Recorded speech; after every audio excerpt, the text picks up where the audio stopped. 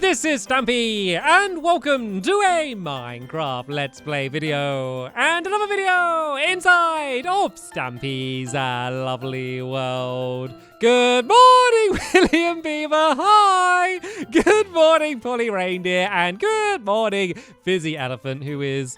I think he's like being a plant pot. He's just standing there holding a jungle sapling by the looks of things. Right then, I'm being joined by all three helpers because we are starting a big project building a brand new and a pretty enormous minigame. So I don't want to waste too much time here. So let me go and... No.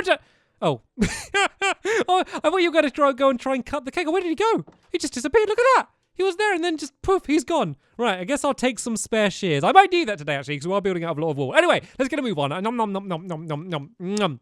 Very tasty. Barnaby, you can stand up and you can join me, and you can join me for the entire episode today. I'm going to have Barnaby with me by my side throughout. Always a special treat when Barnaby gets to stick with me throughout the entire day rather than just in the morning. But anyway, before we go and start building, I need to go down to my love garden, and I'll let you all know who it is that I'm adding today. And the person I'm adding is Wesley. And the reason I'm adding Wesley is because he's only 4-year-old, and he made his very own Stampy Cat puzzle. You can see that he did his own drawing on the puzzle pieces, and he can break them all apart and try and put them back together again. And I think it looks absolutely amazing. So thank you so much for doing that for me, Wesley, and welcome to my love garden. Right then, seeing as we are taking Barnaby, I don't need to stop off at the doghouse. I can go straight down to the teleporter, and it's going to deliver us to a brand new teleporter. Well, not a brand new teleporter, but a slightly moved teleporter. Basically, where we are building today's minigame, basically is where the old teleporter was, and so I moved the teleporter along, so basically we would be able to build in that new area. So right then, let's go, and okay, let's take out the zombie, and then let's go and head inside of our you-but-there teleporter. I keep meaning to add some more lights down here. Look how much glowstone there is here. Why are there googlies still spawning in here? Anyway, let's not worry about that for now. Let's go and pull down the lever. I'm going to have something to eat, and then I'm going to press button number 3 is the one linked up to the other teleporter, and this is going to go and take me over to the funland. Okay, then I've just about arrived at the funland, so let me go and show you where the area is that we're building. You can always tell when I've prepared a new area because the grass hasn't spread yet and the trees are still falling away. But yeah, basically this big open area here is going to be entirely filled by our brand new minigame, and there's quite a lot of digging we need to do for this minigame, I will be honest. I tell you what, I'm going to go and just start building the outside dimensions, and then once we're kind of really digging and kind of building it up, then I will fully explain what this mystery game is, because I'm sure you're all starting to get a little bit curious about what it is. But first, let's just go and build the outside shape of the game. So for starters, I need to go in this direction by 18 blocks. So we got 1, 2, 3, 4, 5, 6, 7, 8, 9, 10, 11, 12, 13, 14, 15, 16, 17, 18. Then I need to go along this way by 25. 1, 2, 3, 4, 5, 6, 7, 8, 9, 10, 11, 12, 13, 14, 15, 16, 17, 18, 19, 20, 21, 22, 23, 24, 25. And then this is the big one. If this is right, it will be lined up with that poppy over there. So once again, I need to go 18 in this direction. 1, 2, 3, break away. 4, 5, 6, 7, 8, 9, 10, break away. 11, 12, 13, 14, 15, 16, 17, 18, and there we go, it's lined up. I sound like I was doing a dance then. 1, 2, break away. Sounds like breakaway is a dance move. Anyway, let's go and build in this direction. Once again by 18. 1, 2, 3, 4, 5, 6, 7, 8, 9, 10, 11, 12, 13, 14, 15, 16, 17, 18. And yep, this is perfect because when I build across here, we are now going to be 2 blocks away from the path. So this should all nicely link up with what we built over there. So it's 25 in this direction. 1, 2, 3, 4, 5, 6, 7, 8, 9, 10, 11, 12, 13, 14, 15, 16, 17, 18, 19, 20, 21, 22, 23, 24, 25. And then now, hopefully I don't need to count because I can just go and build this along, and this should all link up perfectly. Hopefully I have finished doing all of the counting I am going to need to do for today's video, and I can actually explain what this game is going to be. So basically, the way the game's going to work is there's going to be a contraption which I'm going to build, which is going to make a giant stack of boats, like a complete tower full of a bunch of boats. And what you're going to need to do is you're going to need to use a fishing rod to pull your boat out of the stack, and so it slides along a giant layer of ice, which is going to be the main thing, which is going to be inside of this arena here. And then basically you're sliding it along the ice, and you want to try and make sure that the boat lands in the middle of one of 3 targets. One of the targets is going to be worth 2 points, the other ones are going to be worth 1, and then if it stays under the target, you get the points. Very simple. The tricky part comes in is when it's then your opponent's turn, and they could either try and aim for a different target, or they could try and knock you you out of the target that you're in. So basically, you're trying to go after each other's boats as well as trying to land in the targets as well. Also, there's going to be a pit around the outside, a sand pit, and if your boat falls into the sand pit, whether you fling it in yourself or whether someone else knocks you in there, basically you end up losing a point. So not only do you not get any points because you weren't kind of underneath one of the targets, you also get a minus point. So you could, on your turn, completely ignore all of the targets and just go and try and knock each other's boats into the pit. That's a very mean way to play, but hey, if that's going to be the strategy you can use to be able to win, then that's the strategy you can use to be able to win. That is completely up to you. So yeah, we can just go and dig away the rest of this grass, and then I'm basically going to do pretty much the same kind of pattern that I've done on the outside, but again, and that's going to mark the raised area in the middle where this game's going to be played, and then we can go and fill it all in with the ice, and I can kind of give you a bit of a demonstration just to show you how the game is going to work. So let me just go and get rid of this extra little bit of dirt down here, and then I can go and start building around the next bit. So we're going to have a gap of 3 here, so it's going to go 1, 2, 3. And then this wall is going to start going along here like this and go all the way around the outside. And then this little bit down there, that's where the sand pit's going to be. And basically where you don't want your boat to be. And then the diagonal parts, they should end up being 4 blocks away from the middle. So we got 1, 2, 3, 4. And then this should go here. And if I go diagonal, it should always be 4 blocks away. 1, 2, 3, 4. Yep, this looks perfectly. So I can just go and link this all the way up around the outside. This is going to mark the raised part in the middle. We're then going to go and fill the entire middle area in here with a bunch of colored wool as well. It's mainly going to be lime green wool. The reason I decided to do lime green wool is because I didn't want it to all be this kind of dark green wool. And lime green wool, if you have it not like looking through ice, it can be a bit bold, I guess. Maybe sometimes like a little bit too bright is a way to put it. But when you look at it through the ice, it actually kind of looks okay. So it's going to be mainly the dark green on the outside and then light green in the middle as well. And then a bit of an extra pattern. And of course, the targets as well are going to be on the floor here. But once again, they're a little bit hard to see. So I'm actually going to be building the targets twice. There's going to be the targets that are going to be under the ice, and then also targets that are going to be kind of floating above them, just because it is so difficult to see through the ice. I want everyone to be exactly clear where the 3 targets are going to be. So let's just go and link up this area here, and then help us once you've kind of finished digging around the outside.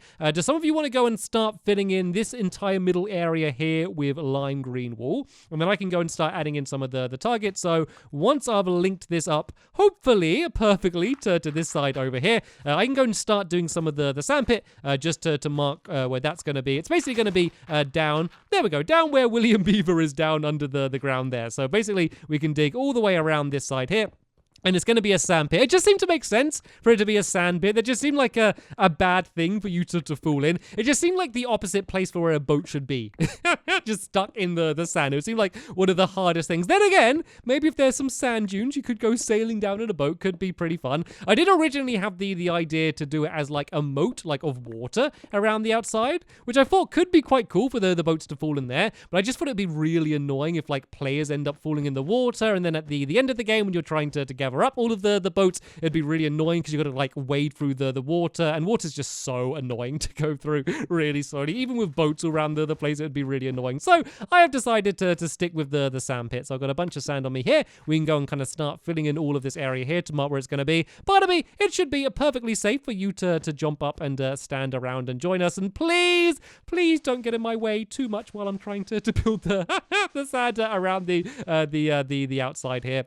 And yeah, as I said, it's going to be pretty easy to reset because, you know, all you need to do is gather up the boats. And when I say there's going to be a giant, like, tower of boats, you don't need to place down any of those boats. So I've basically created a system where you're going to put all of the boats inside of a minecart chest. And then this minecart is going to go and, like, whiz right up really high up in the sky. And it's basically going to just fire out all of the boats, which are going to be, like, as properly placed boats, not just, like, launching, like, little item versions of them down in the ground, and then that's going to stack them all up absolutely perfectly, because if you tried to like place them all by hand, it would be really, really difficult and take absolutely ages to be able to do. So that's going to create your perfect stack of boats, and then at the end of the game, that chest would have been fired back to the beginning. You can just gather up the boats, throw it back in, and you're completely ready to go again. So it's going to be really simple. And there's going to be a few different ways you can play the game as well. So you could either play it like where you're doing a 1v1, and you could say you can have like up to 8 boats each, I think will be the maximum, which means you'd have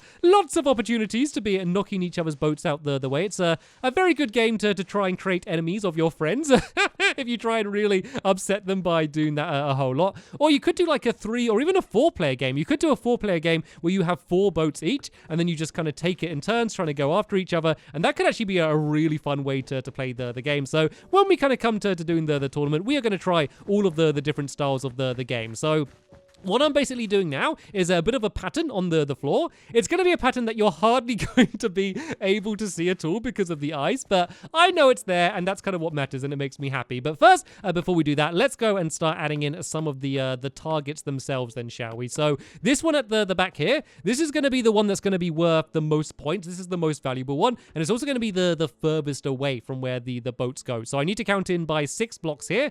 I guess I can start filling in the wall as I go. So we go 1, 2, 3, 4, 5, and 6, and then I can go and start doing the target here. And this one's going to be basically yellow, orange, and red. So it's going to be like the yellow in the middle, red around the outside, and then orange in between them. And it doesn't really matter where your boat goes, as long as your boat is touching anywhere where this target is, then that is going to count. The dark green around the outside, that doesn't count. It needs to be kind of on these colors here for it to be able to count. And the way we test it is we try placing a block down, and if you can't place a block down because the boat blocks it, then that means that, you know, that is the boat in the right place, just to save us getting in any arguments about, oh no, I think it is in, it isn't in. That way there's like an objective way to test, just to make it so there's slightly less arguments than there otherwise will be in this game. But it is going to be a game where you can be really mean to each other if you just like constantly knock each other into the pit. That could be a strategy. You can literally have a strategy where you don't even try and aim for the targets, you just knock everyone else in the pit, and then you just win because you didn't have a minus amount.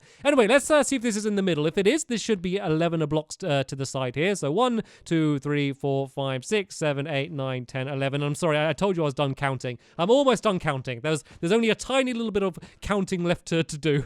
So this one, this target's only going to be 3 blocks away from the side here. And you might think that's going to make it more difficult because, of course, when you're flinging in your boat, there's a chance you could overshoot it and fall off the edge. But you're going to be flinging the boats from over there, which means as the boat goes, if it goes past the target, it's going to end up going here. So these are actually easier targets to do. One, because it's closer. Also, there's less risk of falling into the pit when you like at first aim for the targets at least. So these ones are generally going to be a safer targets to go for, but they're worth a little bit less. So you kind of got to decide, are you going to go for the safer option, or are you going to go for the high risk option and go for the other one, which is worth twice as many points as these ones are. So there's really only like 3 point opportunities to get, unless you try and get like loads of your boats in a single target, which is of course going to be part of the rules. So what I'm going to do now is I'm going to go and build the last target that I need to build down here, and then we can go and start filling in the ice. Actually, you guys, if you want, once the lime's filled in, you can go and start getting some of the ice filled in. It's crazy how much we've got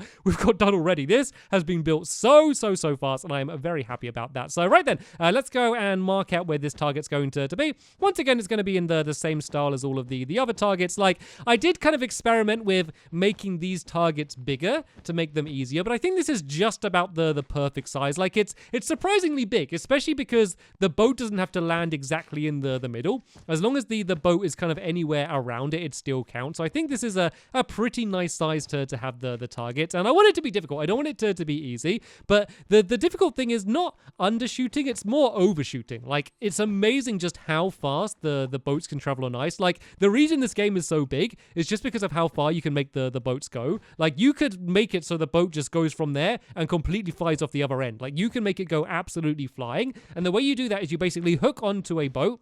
And then if you run really, really far back, so like the line is really stretched and pull it, then it goes absolutely flying, and it's kind of a little bit crazy how fast you can make it go.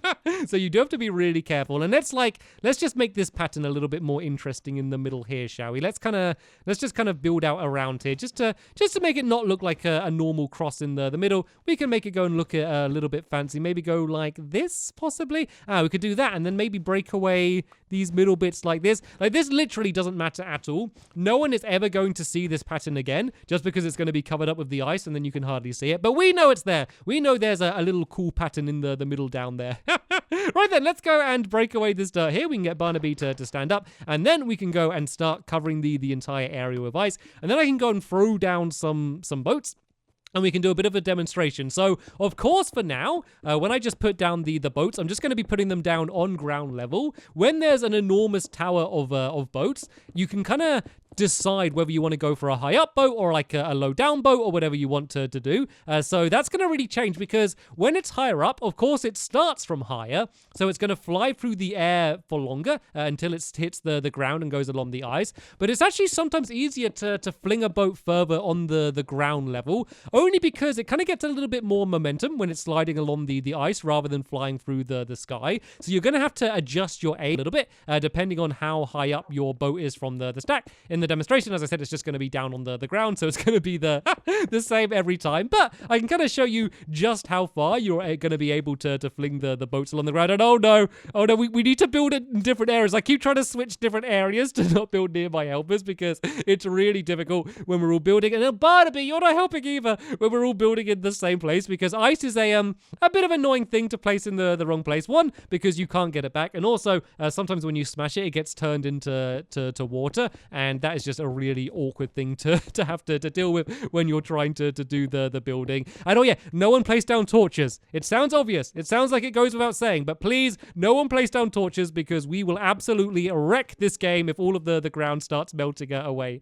Right then, what I'm going to do, I'm going to put all of the ice around this target here, and then I'm going to build the target again, but above the target, because as I said, you can really hardly see the target through the ice. Like if I'm standing here and looking down, you can see it, but like if you're just like here and looking around, it's very difficult to see exactly where the targets are. So basically, we're going to be building the targets exactly the same again, but higher up. So I need to go up by 1, 2, 3 blocks, and then I'm going to build the targets down here, and they're really easy to build these targets. Basically, you just need to have the one block in the middle, and then you kind of just like surround the outside of them. I'm not going to be adding in the dark green around the outside on this one because that's not actually part of the target. That's just a bit of my decoration on the ground just to make things look a little bit fancy because I can never help myself trying to make things look a little bit fancier. So yeah, this target's going to be down there like that. I think all of the ice is filled in over at this target here. So let me go and do this one next over here. Once again, I just need to build up by 3 blocks, making sure I am lined up, and I should, fingers crossed, this is where I realized I messed up, but I should hopefully have exactly the right amount of wool to be able to fill it in. But if I end up placing it in the wrong place, that's not going to make things very easy. I'll jump down and grab that in a second. Oh, I messed it up again.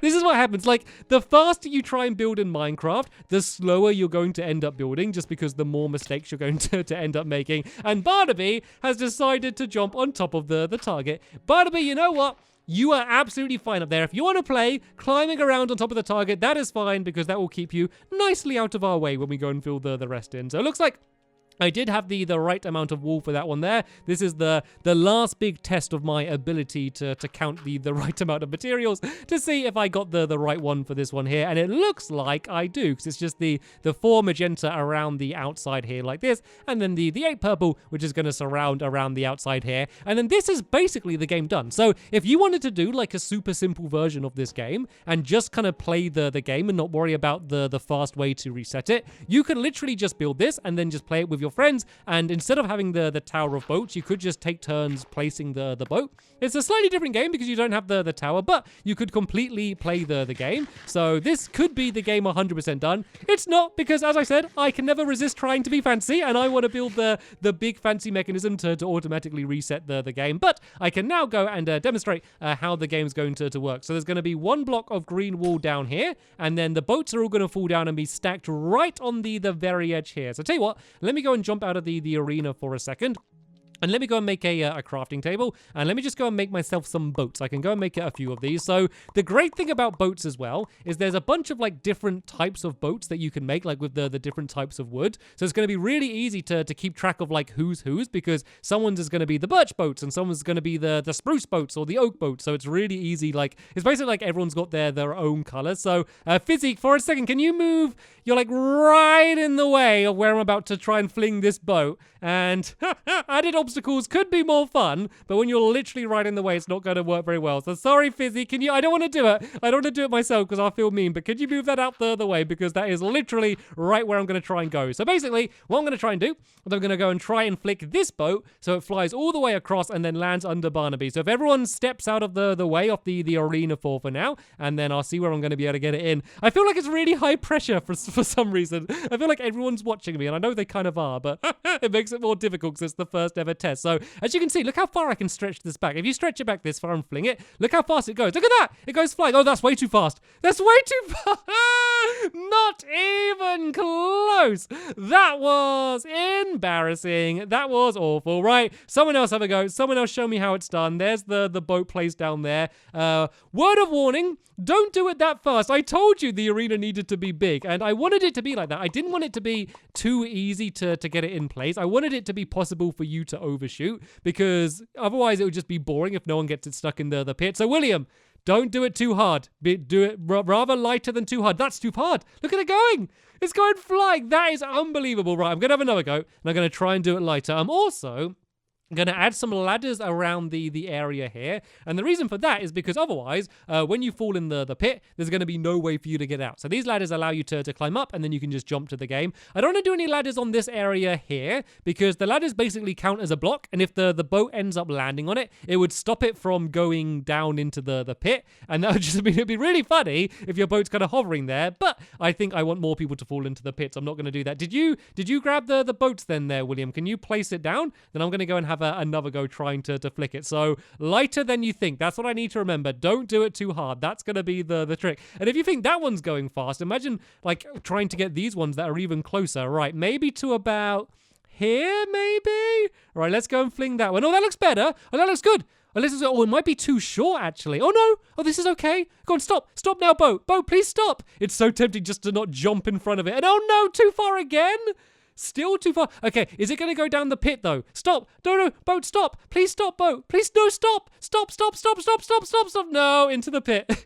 Really slowly and gracefully into the pit. That was embarrassing. Right, someone else feel free to go and have another go. One of us needs to get a boat to land in the target after one of these goes. Right, Polly's having a go. I'm going to be flicking Fizzy. Right, take it away, Polly. See whether you can get Fizzy into the target.